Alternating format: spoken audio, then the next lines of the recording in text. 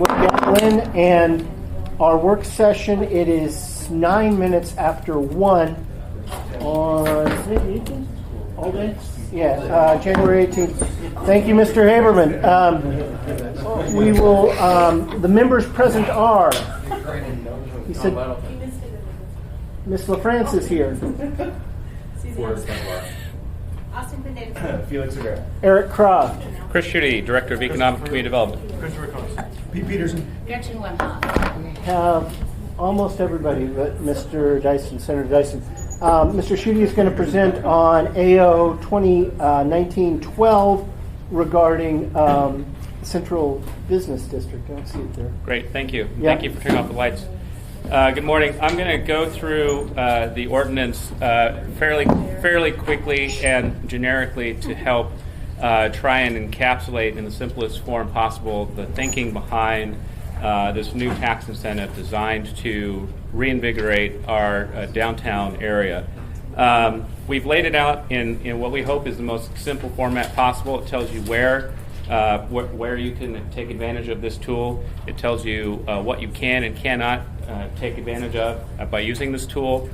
It goes over the application process, which we have strived to make very simple, straightforward, and understandable. It has the two-step approval process, and I'll go into greater detail on this later. It talks about the ways in which this tool can be terminated should you violate any of the terms of this particular tool. It talks about the appeals process, as well as the annual reporting process, both for the users of the tool and then for us to report back to you, the Assembly, so that we as a community can track the success, the progress, and the use of this tool as we move forward. There's a section in the ordinance that deals with the definitions. Section of the ordinance that deals with the fine schedule, which is related to that reporting requirement. And then finally, there's a section that deals with the definitions broadly as they apply to calculation of the total taxes assessed in the municipality and how those are computed. We'll get into each of these separately.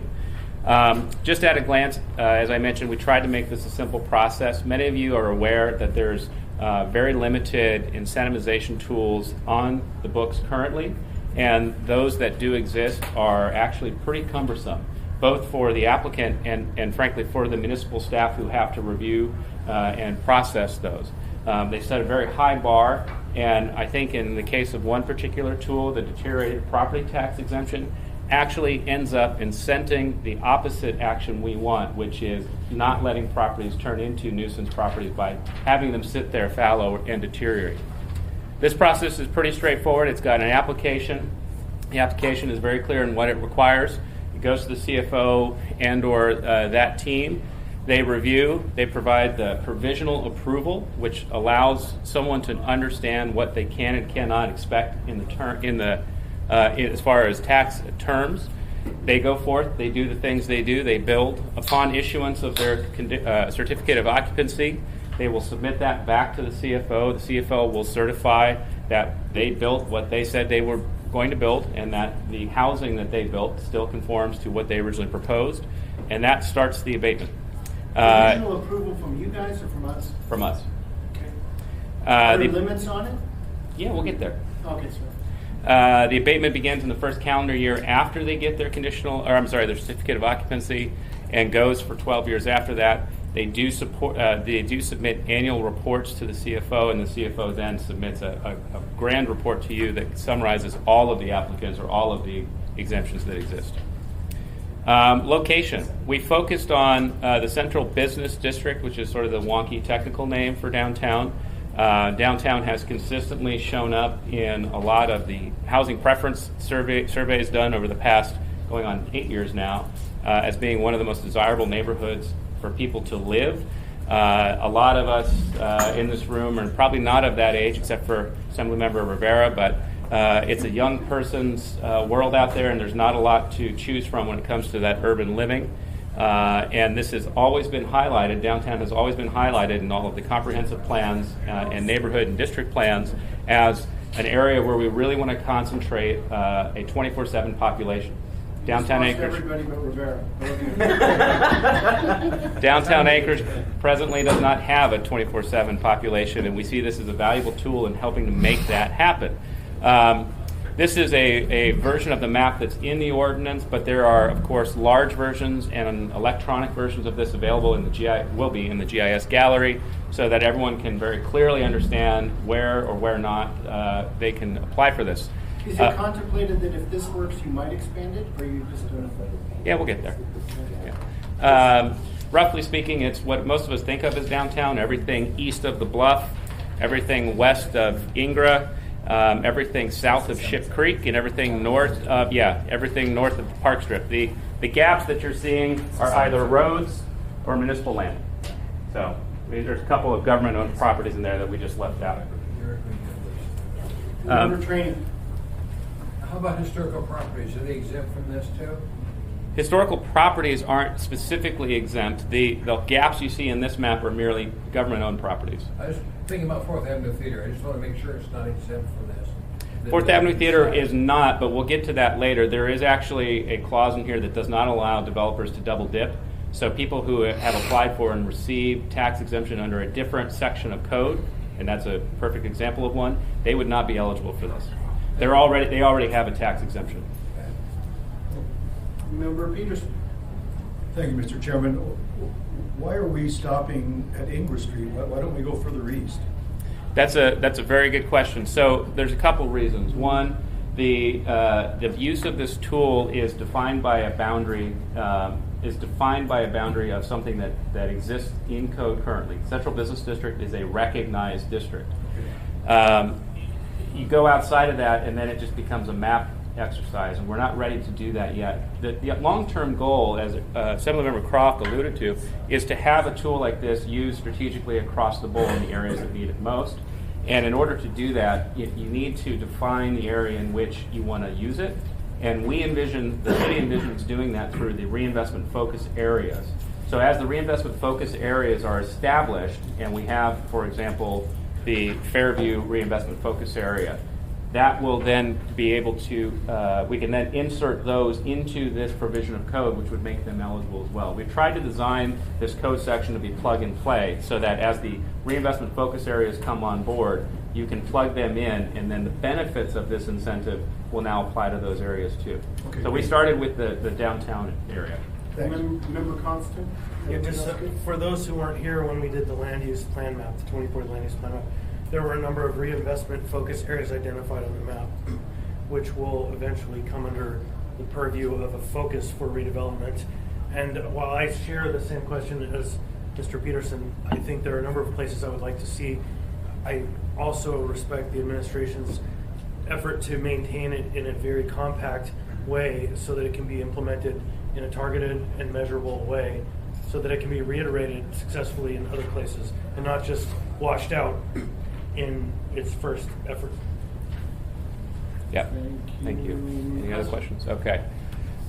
What's the criteria? And we tried to make it simple, and the simple criteria is that it must be construction of a minimum of 4 new residential units, and it must increase the total number of residential units on the property already.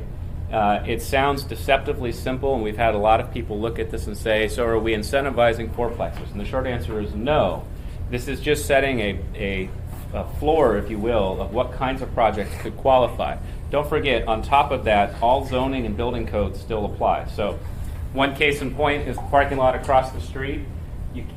The developer, who would be silly for starters to try and build a fourplex on this, couldn't anyway because of the existing underlying zoning laws.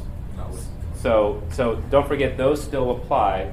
It's just the incentive is trying to set an understandable threshold for the number of residential units built. Does that make sense? I believe so. Okay.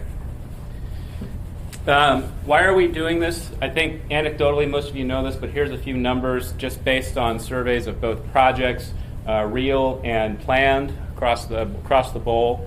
Downtown land tends to be a lot more expensive to purchase than land in other parts of town. It typically will require steel construction downtown, though not always. And steel construction adds a real premium to the total cost of a building. Why does it require steel construction? If you get above 4 stories. Okay. The price differential in downtown construction, you can see sometimes it's almost double. And then don't forget parking. While downtown is the one part of town where you're not required to build on-site parking, typically if you don't, you're not planning a very good building. And so if you incorporate structured parking in your design, you're looking at $55,000 a space approximately here in town versus some of the garages that UAA has built over the past 6 years, they were closer to the $30,000, $40,000 range. Training. We have also earthquake damage that has to be brought into consideration when we build down in this area. So much like the underlying zoning and building codes, all of the seismic requirements still apply. So any property in the downtown area that is in a seismic zone 3, 4, or 5 would have to follow the appropriate codes. Thank you. Thank you, sir. Okay. So what's eligible? Specifically, it's only the newly constructed residential units that are eligible for this exemption. It does not allow someone to remodel units and come in and try and claim those. And it does exclude anything that's non-residential. So if you're doing a true mixed-use development where you've got retail on the ground floor, for example, and a hotel in part of it, but then also residential units, it would only be those residential units that are eligible for the exemption. And no land values are being exempted in any of this. I have a $500,000 land value and a $500,000 building I put on it. I only get the tax abatement on the $500,000. That is correct, and I'll give you an example here.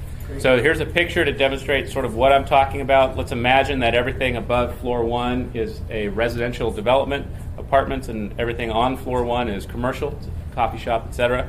So both the land and the ground floor retail spaces are not eligible for this exemption, only the residential above.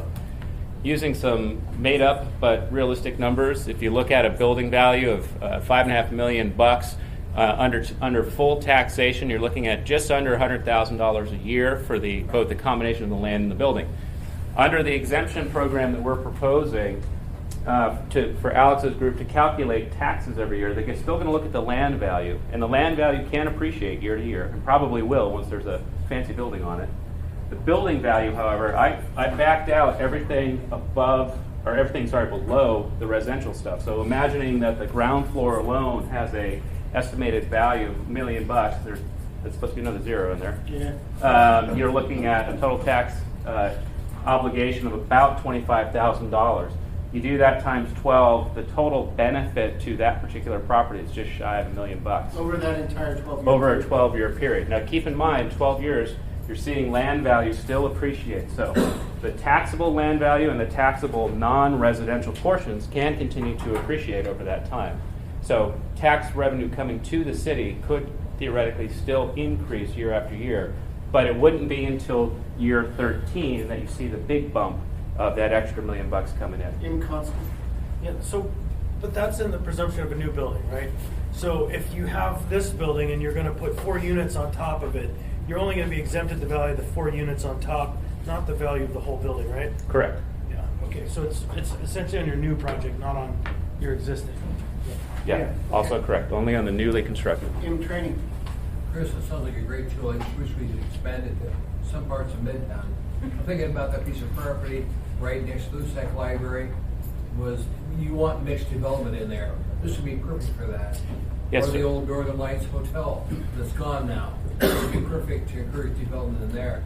Unfortunately, it's not going to apply to that area. Well, this initially out of the gate, this will not apply to the archives property next to Lusak. That's a 9-acre parcel that we own. We are working on getting that property prepped for development at some point in the next couple of years. And I wouldn't say that it's not going to receive some kind of special treatment to really transform it. But it is not going to be this tool initially. And then to the Northern Lights Inn, it's actually exempt from this program because they sit on an existing tax exemption. Yeah, they already have it. Yeah, I mean, it's. Oh, sorry. Sorry, could I do an amendment that allows this to happen on city property that's sold? You're certainly welcome to do what you want. I think our recommendation would be no. At this point, we're really interested in seeing the effectiveness of the tool in downtown. Thank you. Yeah, carrying on with that, I mean, it's scary, right? Because we want to encourage it, but we don't want to give away tax revenue where we don't need to. So trying to figure out which side of that line we're on, whether it wouldn't have happened without this, or we're just giving away something that would have happened anyway. And that's part of the reason I think they're trying to just do it in a small bite and see, not to exclude you, Mr. Train. Yeah. Who was next? Mr. Chairman, Yeah. may I real quick? Yeah. And just to add to that, this is an overly simplified hypothetical. What we're not demonstrating on this screen is any one of the number of other revenue sources that could be potentially coming in as a result of development. For example, if part of this mixed-use development were a hotel, we're looking at bed tax. If it were a restaurant, if it were a marijuana retail, you're looking at marijuana taxes. And then let's not forget the value of the construction jobs and the other jobs that are going to be created as a part of this. So I'm trying to boil it down simply so we can think about it conceptually, but there will be other revenue sources to the city. M. Dunbar, did you have a question? No, it's not, thank you. M. Const- So just to the point you were just making about why we don't want to give the farm away, Mr. Croft, this specific vehicle eliminates the but-for test that is required under most of the other abatement methods that we have. So the reason for doing it in a geographic basis, like we did in the Fairview, but under a different model, is so that you can take that whole step out, which actually makes it meaningful for the developer to just presume, if I meet the standard, I can just build. And so this kind of helps to streamline that whole process, because that has been a barrier, one of the many barriers under the previous programs that Mr. Schutte was discussing. Exactly right, and why it's a little dangerous to do it everywhere Right. when you haven't seen what it does. Correct. And I promise we're not actually working together, but my next slide speaks exactly to that. There So this is a hugely different program from what exists currently, because the current program is predicated upon a demonstration of, number one, need, and number two, public benefit. And it's a really amorphous, hard to define, maybe we agree on that and maybe we don't, process that puts the developer and the city as sort of in oppositional roles. We want this one to be straightforward and transparent. The applications are going to be very simple. Tell us who you are, where you're building, how much you're building. Demonstrate to us how much of that is residential in square footages and in unit numbers. And then number one, acknowledge that at some point they will be taxed. Turn it in. Alex and his team will look over it and make sure it meets all the criteria. They want to make sure that it's complete, that they are constructing more than 4 units of residential, and that it grows the total number of residential units on the property. And at that point, they say, yep, this is the only criteria we've got. Provisionally, this application is approved.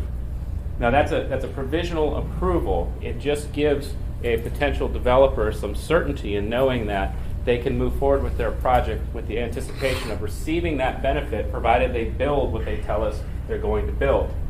And then, much like other decisions that Alex or finance makes, any appeals of a decision, for some reason, if an application came in that was incomplete or only had 3 units and Alex said no, then someone could take that decision and try and appeal it to the AHO. M. Dunbar.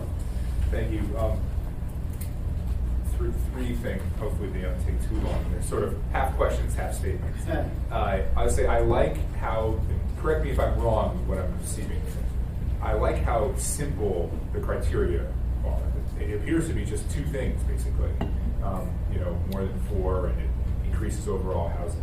And I like that more than the amorphous standard, in part because the last time we saw that in practice, and I don't want to cast aspersions on Mr. Harris, who I think did a great job, but I was sort of, it came out, the study that we did said this wouldn't actually benefit downtown or the city or whatever, and I disagree with those conclusions because they were making assumptions I think were faulty.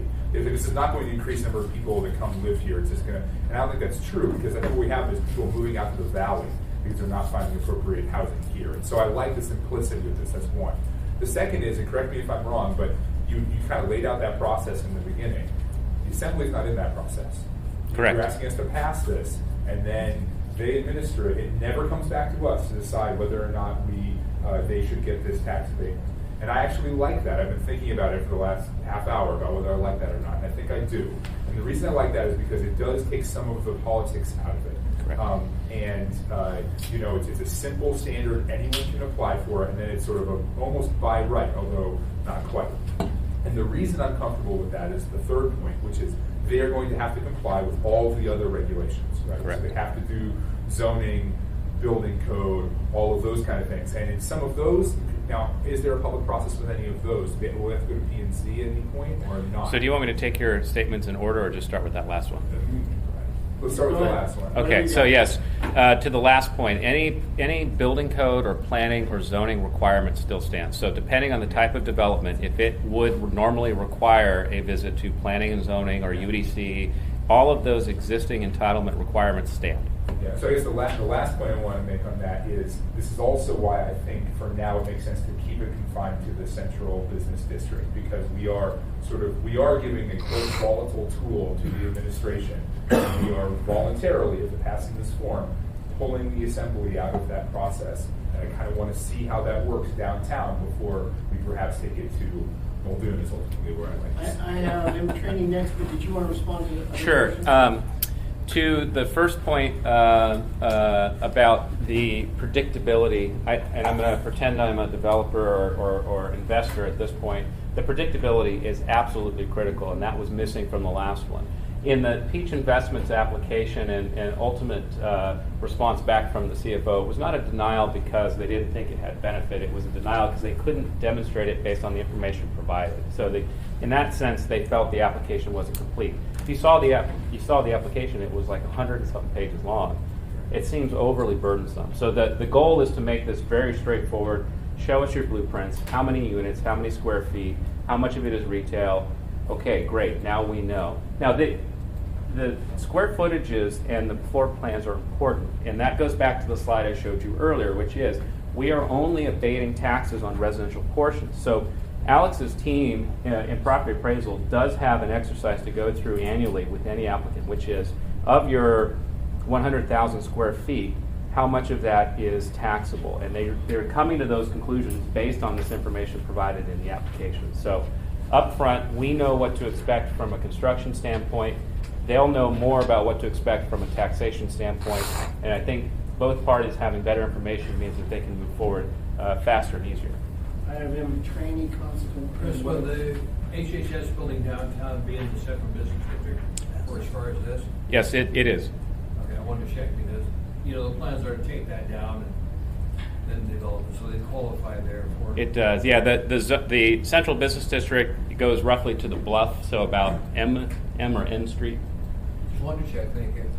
If the Fangs tear down the 4th Avenue Theater and put in an apartment complex, would it qualify? They will not, because this particular incentive does not apply to people who are already eligible or already receiving a different type of exemption, which they are. In Constant and then Weddle. Yeah, Mr. Trainee, I think whether they would qualify at 9th and L there would depend on if they have one at Tudor and Elmore, specific to their project proposal, because you can't have both. But it would then be part of the package. And my experience with the CFO's office, previous administration, was it was an overly political process where by whim of the mayor and his relationship or her relationship with the CFO, they could stop a project from receiving the benefit. And so it's really great to see a project that essentially is de facto approved, except for minor checks and balances that have to be met. And ultimately, we reserve the right to repeal this ordinance as a whole. And so we actually are granting away a power that we can't retrieve with 6 or 8 votes. I think that's right. Just to follow on that, if we repealed it at some point, we couldn't repeal the exemptions that they had secured through that, but we would just stop it from going forward. Correct. New ones would come in Weddleton. Maybe it's not an issue now, but so you say submit plans and drawings at 35%, 65%. But Yeah. it almost doesn't matter. If they know 4 is going to get it, we'll give you 100%. They know they're going to get it because that was the drawback on Yeah, on it. correct. So, but what would you expect? We actually talked about that, and rather than get specific, personally I feel at 30%, 35% you could go. You would know. You're going to know enough about what proportion of your total developable site you're going to do as residential and you're going to do as commercial. In the discussions with both property appraisal and building safety, we decided don't put a number in here. Let the applicant feel comfortable before they come in, so that if an applicant starts down a path and they reach 35% design and then financing becomes a problem, they have to redo some plans. We don't want them to have already submitted under that that scenario. So leaving it open like that, and the understanding and the requirement that what you submit with this application has to be what you build should eliminate that. Anyone else? Thank you, Mr. Shooter. Sure. Yes, ma'am. Just quick. Thank you, Eric.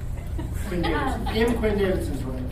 So this is, we're considering this January 29th meeting? No, February 11, I believe. Okay, February. And would it become effective immediately? Yes. Thank you. Mr. Shooter. Okay. Oh, sorry. Emma France. Oh, no, go ahead. Go ahead. Thank you, Mr. Chair. The financing hurdle that had previously existed for multi-tenant dwellings, is that totally gone? I mean, in terms of being able to secure loans, as I recall, there was a real difficulty that was derailing some projects. Yeah. And I thought it had been worked. I know what I'm describing it very. No, that's okay. Probably somebody else here. I think I know what you're describing. So, so there are a number of financing hurdles out there when it comes to multifamily construction. One of the largest hurdles is for multifamily for sale construction products. So if you're building townhomes, and one of the requirements under the Dodd-Frank Act is to pre-sale 50% plus one of all total units before you can proceed. The pre-sale process can be challenging because as you're selling people on this promise of a great new townhome, it can take a while, and then as you put some mice in the box, a few others hop out, and then you're scooping up other ones. So that can be a problem. But you touched on an interesting point, which is, and that nobody's asked yet, will this apply to for sale product? And the answer is yes, because the benefit of the property tax abatement travels with the property or the building. So in the example that you gave, if we captured enough mice to move forward and you developed a 10-unit for sale product, that benefit travels individually with each property owner for the next 12 years. Now, the question has come up, well then how does that benefit the developer? Because they're paying all the upfront costs, they're turning around and they're selling it, and then the eventual owner is receiving that benefit.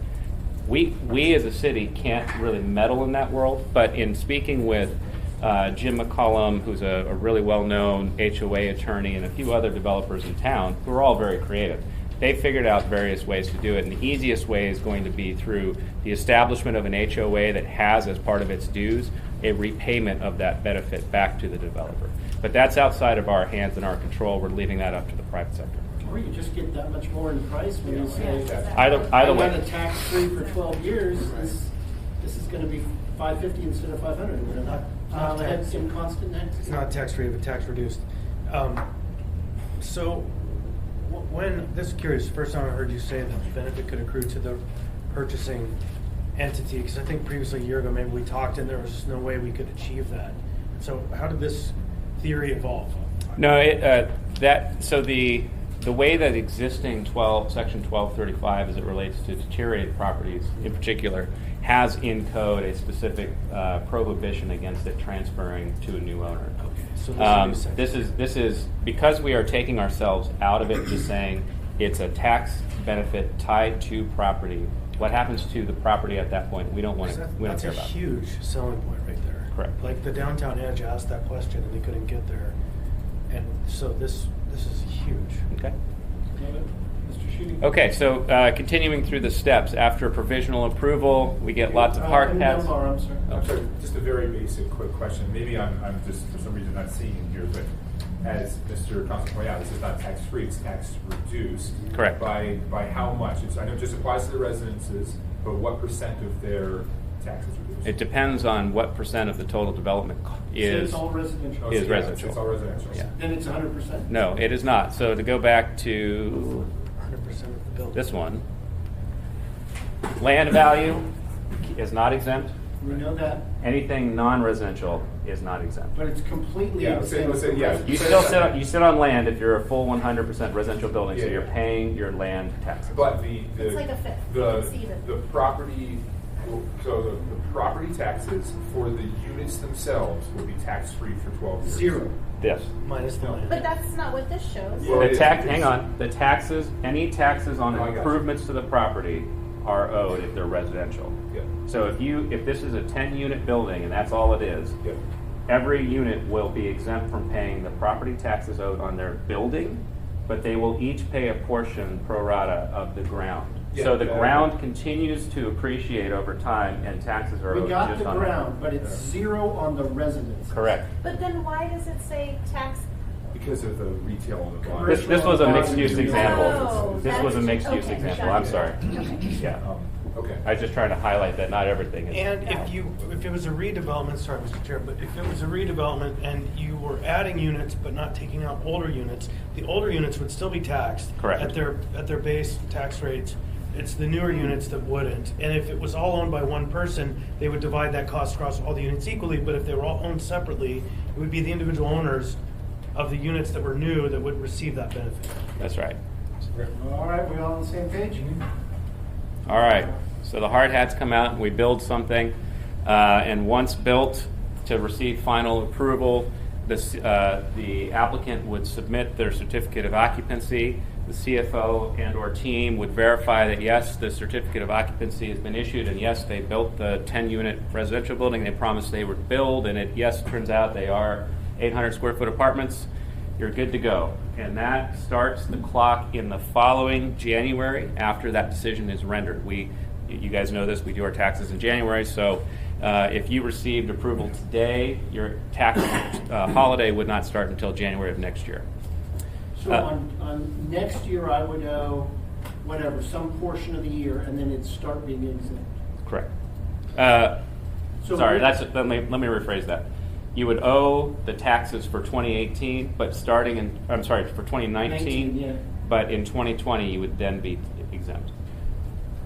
January Of 2021, you'd get a 2020, small I'd get tax a bill. card, and I'd owe that portion of the year, and then January of 2021 for 20, it'd be exempt.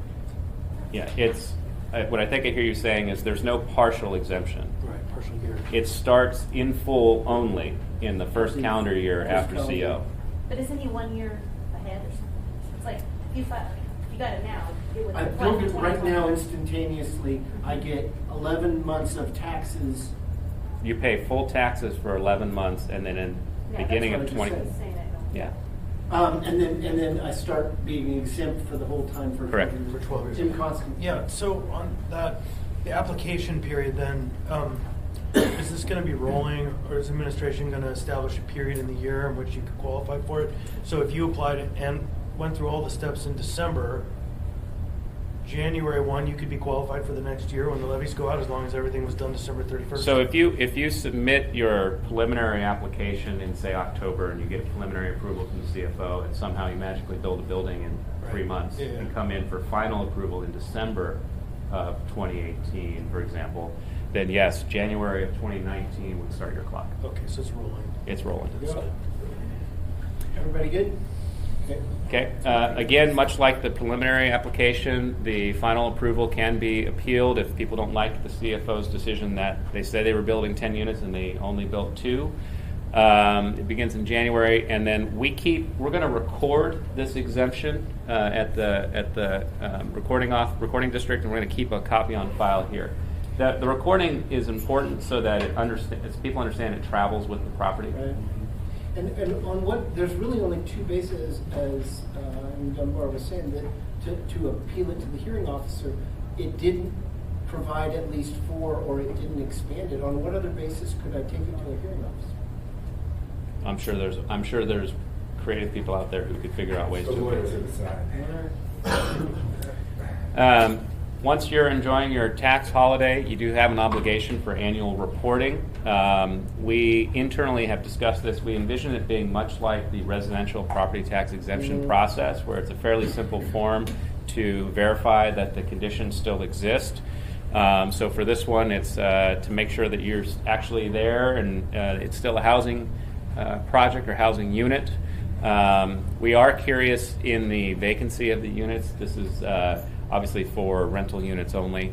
And then description of any physical changes. So if, for example, you needed to do some renovations to your building, or you wanted to convert the ground floor of this 10-unit apartment building into residential, and you're going to do that, we need to know. It still means you qualify because you're well over that threshold, but if there's any other improvements, you build a garage, blah, blah, blah. And I can rent it out. It's still residential. Correct. I'm renting it out. Correct. Okay. And then we will report back to you annually. And the report from the administration to the assembly is done in aggregate. We want the full picture. As part of that, though, you will see every individual applicant's annual report as well. In Dunbar. Just some little technical details. For if you're building an apartment building, let's say, and you're building an internal garage, is internal garage exempt? The internal garage would be considered part of the overall development and would be included, and it currently is the way they assess property. Great. Can we write this in such a way that an internal garage is exempt, but an external parking lot is Yeah.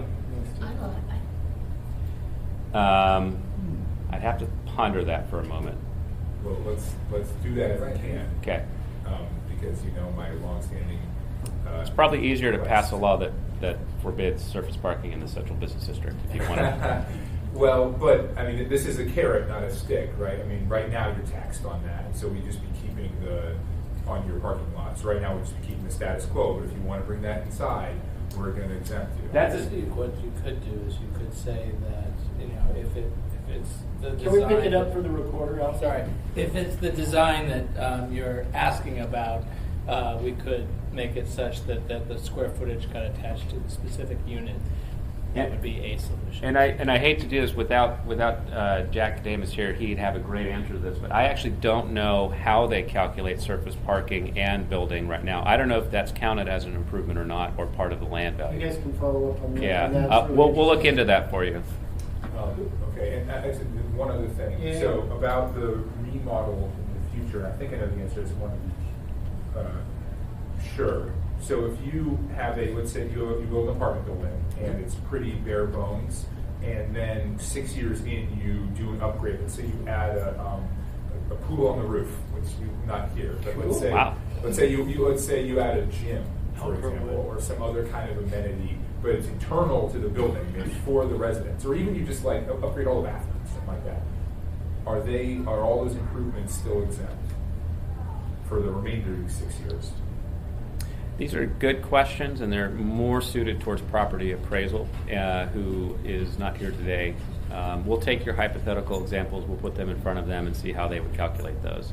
They do this. They do it on a spatial basis, and I think the answer they're going to give you, and I don't want to lead you too far astray, is they're calculating the total square footage of the truly residential portions of any given structure, and they know what those are. If things happen inside the building area that are not residential, they would not have been calculated as part of that total tax exemption anyway. So they'd be considered part of the land value. So if there's an improvement where they build a pool, I think that would be reflected. I also don't know that would necessarily add value through property appraisal's eyes to the building. But we'll take your hypothetical examples and we'll put them in front of property appraisal and see what they say. And to be clear, I want them to get the property tax exemption on those kind of improvements, because in 6 years it's going to become a more valuable property, and when the property taxes finally kick in, they'll have a more valuable building. And I also like the idea of having better amenities for people that want to live downtown if possible, so long as it's connected to truly residential, and they're not like their coffee shop isn't open to the public, but also to the people in the building, like that kind of thing. Our swimming pool tax exemption has not hit the books yet. Yeah. We're still working on it. In one. We're going on what Boris has talked about. It's almost not only, if they do it 6 years later, but right out the gate, if they did an apartment complex with a number of units, and they would have a gym right at the start, not necessarily even later, and then there's no parking requirements. Right. So should a parking spot, but sensibly be able to say, but we want this parking spot for each of these units. So then I guess I missed this point with that parking spot. Be part of the value of the residential. So we're going to look into that. We're not exactly sure how property appraisal appraises or values surface parking as part of the overall improvements to the property. Even internal though, because there's no parking requirements downtown. If it's internal parking, it's part of the structure, and if it's a 100% residential structure, I believe that property appraisal would back out that portion of it when doing the tax exemption for the residential units. So it would not be included. You guys keep asking him a question that he said he has to ask appraisal. Okay, but as your attorney, I advise you not to answer that. No, if you can, that's fine, but you want to get back to us on what Yeah, appraisal says. we'll get the clarification for you. I have M. Constant and Winoff. So I know that getting an inspection can be a real challenge, right, for an appraiser to go and look at a place and get really in depth. With this, if we are granting this benefit, can we require that at that one time at the end of 12 years, we have an in-person inspection to do the appraisal, and we can do an actual appraisal on what it is? Because somebody might make a $1 million improvement into their small unit in a large building of many units, and then they might all get taxed at a level that's average based on just what you think it is. And if we're going to give them this benefit, can't we record also the right to do an in-person inspection? I don't know about the in-person inspection, but to your point about improvements that are performed after occupancy. So anytime, hopefully they came in for a building permit, and anytime permit activity is triggered, property appraisal sees that. So there are ways to know, for property appraisal to know when someone's coming in with a $2 million rooftop pool improvement. Golden toilets is what comes to mind. You might not know a golden toilet's put in a bathroom. And That's so true. It just seems like we have an opportunity if we're going to grant a real solid benefit like this, a one-time opportunity to review. I will inquire about that. And Winoff. My question's just to help me understand. I saw your diagram where everything on the bottom and the ground is taxed one way, and then of course everything else. So the internal parking is usually down below, right? Can so be. It can be, if it's below the ground level stores, is it still considered part of that, the housing, or is it, I mean, I know you're asking the question, but that's my question. Is there a difference? Is Don't that answer line it, really Judy. just what was that, Mr. Ross? I said don't answer it, he doesn't know, but go ahead, you can answer whatever you want. Sorry for the interruption. so that's just my concept. That line is just a potential line. It doesn't mean that everything really underground is not part of housing, right? Because they Very might want true. to build underground housing.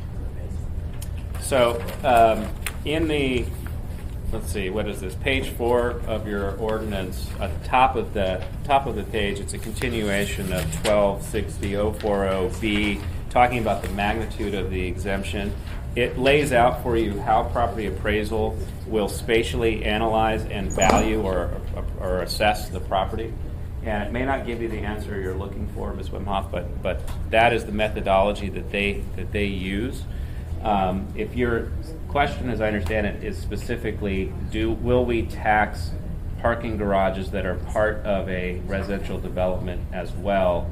I will. If your answer is not here, we can get property My just appraisal to thought look was at it. it's below that yellow line that you drew, and that was drawn on that picture. So it's underground. So, but it's not really underground that counts. It's the fact that it's part of the Correct. Part of the overall units. structure. Okay. Moving on, there are fines and a potential for termination in this. A great one is if you build your 10 units, you get the exemption, and then you tear down your 10 units and build a Home Depot. We don't want those, so there are ways to lose this. Additionally, the fines are levied for people who do not report. And we want people to understand that this is an incentive and a tool, and it's one that is a public benefit and a public cost. So it's important that the public understand what we are giving out here. So we have set it up so that people who fail to file are potentially risking a 10% of the total taxes exempted in the prior year fine, which I know sounds pretty amorphous, but there's an easy way to calculate what that obligation would be and send them a fine. M. Dunbar. So going off what Mr. Constant said, maybe I'm asking like a Justice Breyer kind of ridiculous hypothetical here, but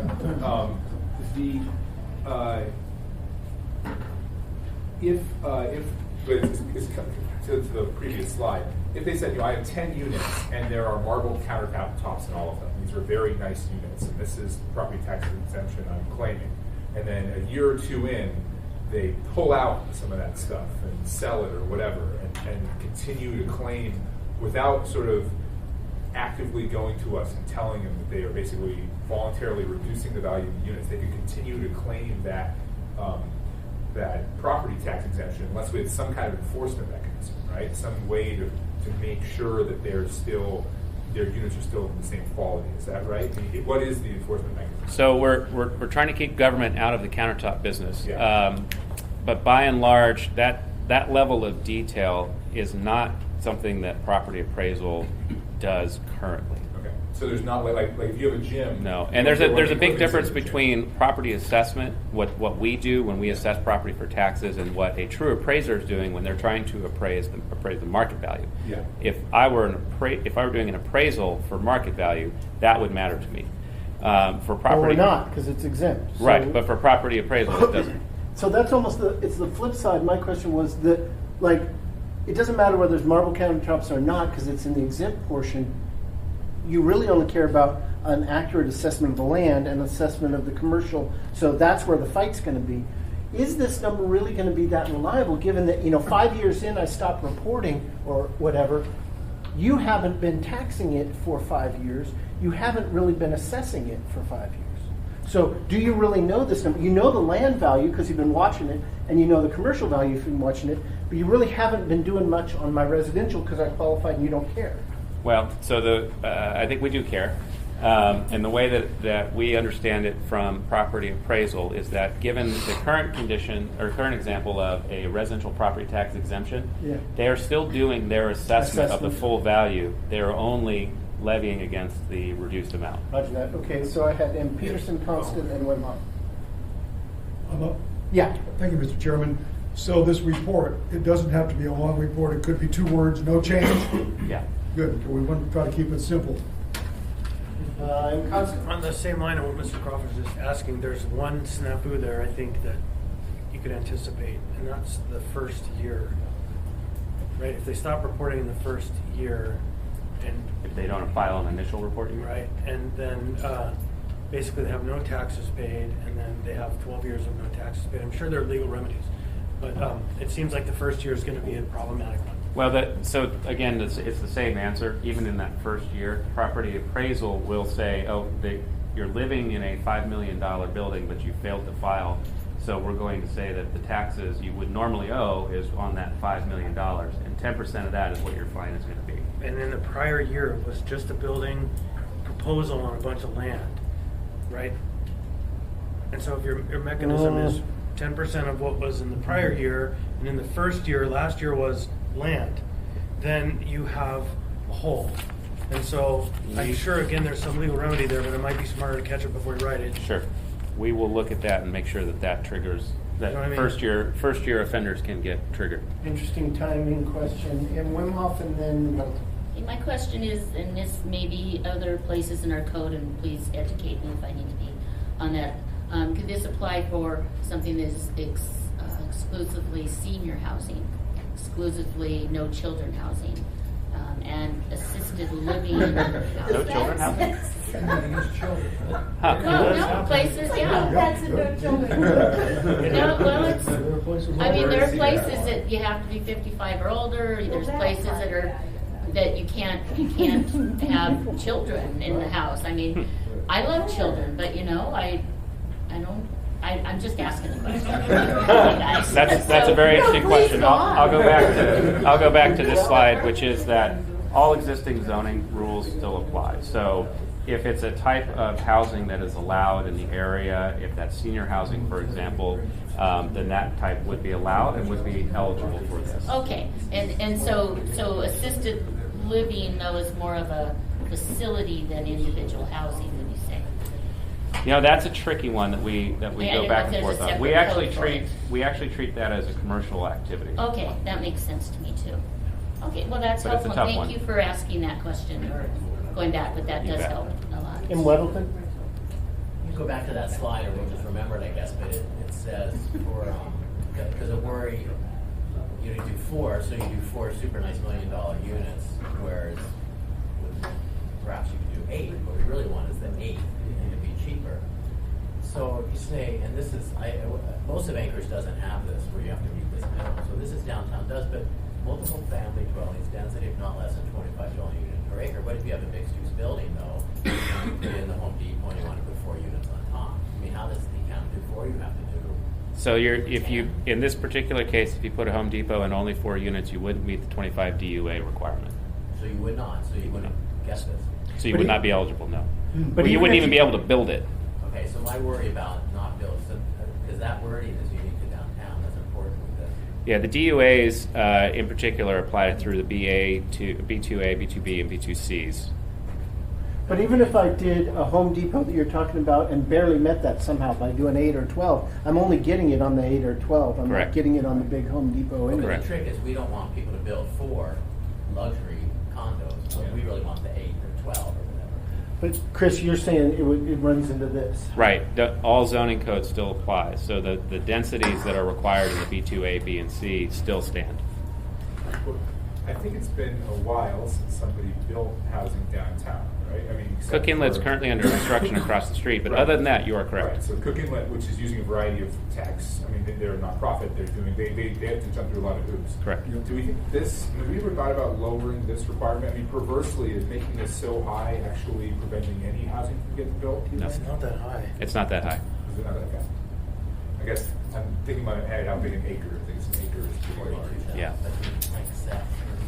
Do it per cubit. Just real quick, I know we're running out of time. I've got 2 minutes. I wanted to point out that the section 3 of the ordinance. This is a section we added at the end because currently under Title 12, there's no way to take property from a condition of being completely exempt to fully taxable. So we realized very quickly that you'd hit year 12 and suddenly we didn't have a mechanism to actually add them to the rolls. So that's what this particular section does, is it adds a definition of what previously exempt property means, and then it adds the previously exempt property to the calculation of the maximum attainable tax revenue. So in other words, properties that are exempt under this program won't be calculated as part of the property tax cap until year 13. Which gives And- you some political cover, all you out there. Yes. When people say you're giving it all away. And that's it, Mr. Chairman.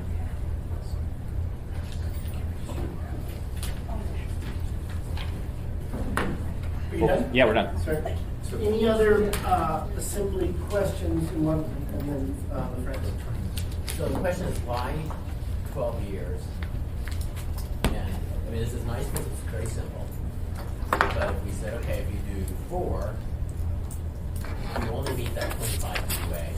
Yeah. You get 6 years. But if you exceed it to 50% over that, you get 12 years. And really incentivize getting more. So we spent a lot of time on this, and we spent a lot of time looking at both the duration of the incentive. We also looked at some jurisdictions do a mixture of incentivizing residential and non-residential, depending on total square footage, et cetera. We quickly got away from trying to grant incentive to non-residential development because at the end of the day, this is our objective, is to build residential. So then we only focused on the number, and the number is one that was truth tested with a number of both local developers and local projects that are under construction or planned in the area. And at 10 years, which is where we started, it didn't matter the number of units. At 10 years, this didn't work for anybody. And it wasn't until year 12 that it didn't depend on the scale of the project either, that this generated any sort of revenue that it was actually an incentive. In the example that I showed you for over the course of 12 years, it's barely $1 million of incentive on a $6 million project. So it lacks that kind of carrot to actually get people building residential in downtown. I'll go back to a point that Assemblymember Constant made earlier.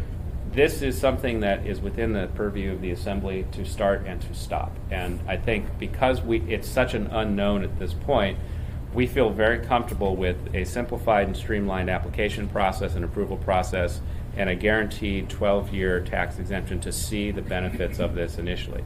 If we have 300 applications in the first year, that could be a problem. But given the complexity and the cost of downtown, this still, I don't think, will always be enough to actually make some projects pencil. I promised I wouldn't call him, but there's a construction representative here who represents the Highport Lofts. This is a condo development that is planned has been in I plan. wonder which of the many. Yeah. Yes. Is that you, Mr. It's the guy. Haberman? It's the guy with the computer and the glasses. Buildings Um, and buildings. We've looked at this project 8 different ways, and there is no way to make it pencil without some form of incentivization. Even if we gave land away, even if ACDA built and operated the parking, there's still no way to make it happen. It's just simply the high cost of construction in downtown has made it an insurmountable barrier for too long. We really want to see this thing succeed. We think 12 years is the magic number, and that's what we'd recommend. Where's Who the did I house? miss? Second and K. And well, I was coming back to you. So, Emily Francis. Oh, okay. Well, my question is about risks to the meeting in doing this. And you had mentioned the Home Depot example. Is there any other area we should be concerned about or looking at? Or maybe this approach was modeled after specific ordinances in other cities, and have they seen any other drawbacks to doing this? So this is the direct result of looking at best practices across the country and truth testing them against the Anchorage market. Ultimately, this is the one that we think will fit and work the best. I feel bad that we used Home Depot as an example because under zoning code that could never go there. So the one thing that we have to not lose sight of is that the underlying zoning and building code still apply. So a lot of the worst case scenarios that we've tried to truth test this against would never happen because they're not allowed to happen. In other jurisdictions, what we have seen is that by and large, there has not been a downside to the tax incentivization methodology that we're using, other than the fact that it takes a little while for the cities to see the return of revenue. And I think that in jurisdictions that are growing very quickly, Seattle, for example, they have said to themselves, ooh, 7 years is a little long to wait. Our market is way too hot. Maybe we need to scale this back. And some jurisdictions have started scaling it back. But given that we're not necessarily a hot market at this time, and I don't anticipate a flood of residential development in downtown, we feel very safe with 12 years. It's 5 after. You want to end or extend? I'm going to extend by 5 minutes. Sorry. Okay, we're there. You want, but anyway, 5 minutes from now point to until we'll go till 2:10 in Weddleton. Yeah. Have you thought about like capping it? A couple reasons to do that. We get too many units here, but it also creates a sense of urgency. Only 1,000 apply. I better get in there quick. Oh, capping not on the size of the units, But on the total number how of much. units. Just total. I got This you. only applies to the first 10 a year. Yeah, no, we didn't actually look at it in that light because I feel like we don't want to rush anybody into making a decision when perhaps if they had a little bit more time and did this deliberately, we'd end up with a better product. I get the sense of letting people know that there will be a limit to it, but we didn't think about capping it that way, no. In some ways, it's the geographic limit that's a little bit of a protection. You can see how much happens. Yeah, the geographic limit and the zone, again, the existing zoning and building codes we feel are all good bumpers for this program. In Dunbar. So I think I might have missed the last ADC housing subcommittee meeting, or maybe it got canceled, but I don't recall this being presented there. And it seems It was. right in ADC, so it has been. Okay. Yeah, so this is something we've worked with Live, Work, Play housing members since earlier this year. Last year. Yeah, whatever year we're in. Yeah, sorry, last fall. So it seems right in ADC's wheelhouse. I'm kind of surprised we already have a letter from them saying please pass this. I'm sure you will. Good. And I just want to make sure that, frankly, that we're sort of crowing this, and to them at least, and there's some specific groups for whom this is great, and I want to make sure that they are all informed and ready to go. Yes, sir. Any other member questions? Weddleton. Not a question, but a comment. But we've been talking about expanding this to other areas, and I even think that would be a real disadvantage because the main goal here is we want to focus housing in this area because you spread it out. Now you're just discounting housing broadly across the county, and you diminish the value. Well, We right, agree. it would have to be in areas where the housing density was a priority, like this is, but it wouldn't be everywhere. It'd be areas where that was the Correct. thing. South Edition will burn us all up into the ashes. Yeah. Any other questions? Seeing nothing,